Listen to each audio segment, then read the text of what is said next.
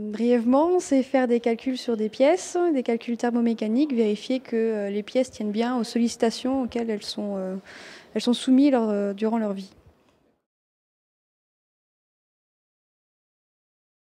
À la sortie du lycée, je voulais faire pilote de ligne. Et finalement, ça s'est pas fait. Mais donc maintenant, je suis ingénieure calcul dans les matériaux. Parce que je voulais faire pilote de ligne et que pour faire pilote de ligne, il fallait passer par une classe préparatoire. Donc tout naturellement, je me suis destinée, je suis allée vers la classe prépa. Non, pas du tout. Pas du tout. Je sais pas, je devais avoir 10 ou 11 de moyenne, je pense, en terminale. Donc pas de mention au bac, rien. Voilà. Mais j'ai quand même pu intégrer une prépa. Alors moi, ça a duré 3 ans parce que j'ai fait 2 années deux années de deuxième année, 2 années de spécialité, enfin de spé. J'ai fait une première année en MPSI, qui est plus orientée maths, et j'ai continué plus orientée maths avec la deuxième année en MP. Globalement, ça s'est bien passé.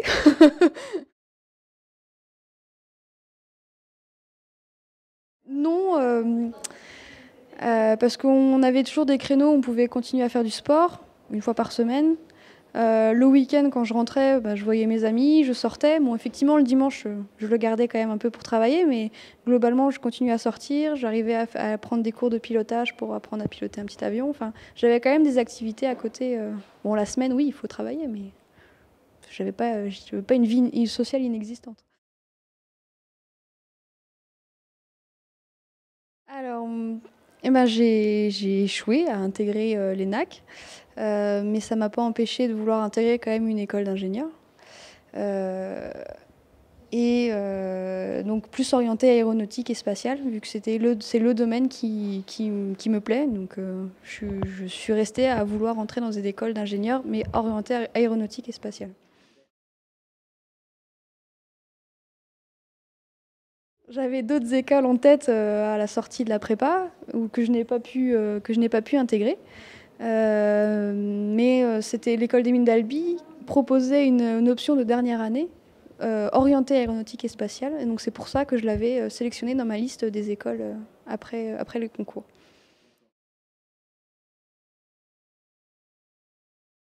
Alors, les 2 premières années de cette école, c'est des écoles généralistes, enfin c'est des années généralistes, donc tous les élèves voient la même chose. Mais après, on peut se spécialiser quand on réalise nos stages à chaque année. Donc moi, mon premier stage, je l'ai effectué au DLR. Le DLR, c'est le Centre de recherche aérospatiale allemand. Et le deuxième année, je l'ai effectué donc à la SNECMA, là où je travaille actuellement.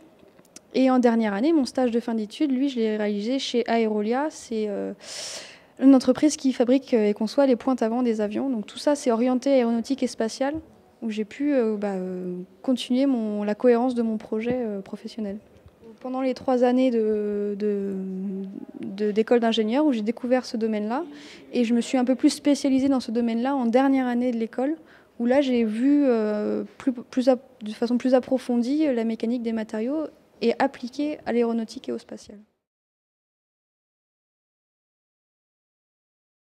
Alors, pas du tout.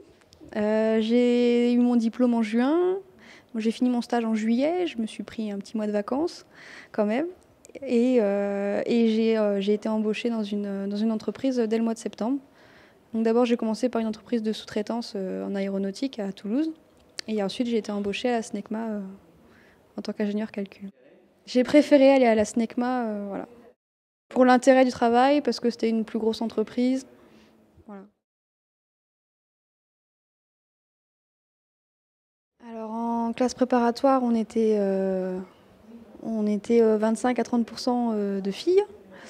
Et après, une fois arrivé à l'école des mines d'Albi, on était, je pense, environ 40-60% au niveau des proportions, donc 40% de filles à peu près dans les promos. Alors c'était plus les domaines du développement durable, les domaines de la chimie, du pharmaceutique, voilà, ce genre de domaine. Je pense que c'est Quand on entend mécanique, on voit une voiture, on voit voilà, l'aspect plus masculin au final, on ne pense pas qu'une femme puisse aimer ce genre de, de domaine. Mais la mécanique, c'est pas que la voiture, c'est loin de là. Et il y a plein d'autres domaines où on peut appliquer la mécanique des matériaux, voilà. Comme le spatial et l'aéronautique.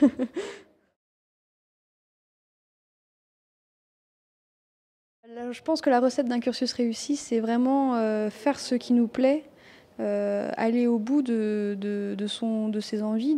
Si on veut travailler dans un domaine en particulier, ben, c'est y aller. Qu'importe le cursus qu'on va prendre à l'issue après le bac, du moment que ça nous mène à ce qu'on a envie de faire, je pense que c'est ça qui va faire qu'on va réussir à faire ce que l'on veut en fait. Je pense que c'est la première motivation, faire ce qu'on a envie de faire, ce qui nous plaît.